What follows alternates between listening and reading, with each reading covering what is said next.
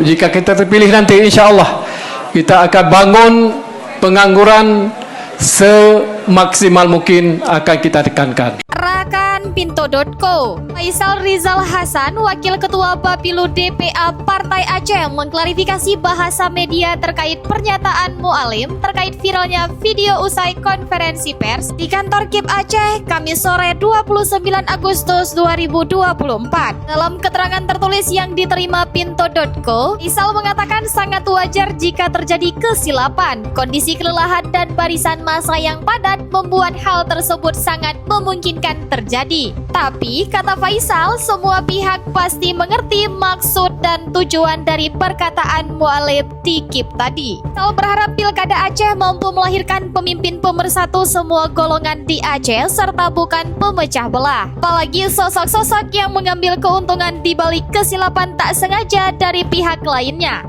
Mau tahu berita terupdate tentang Aceh? Baca berita selengkapnya di Pinto.co.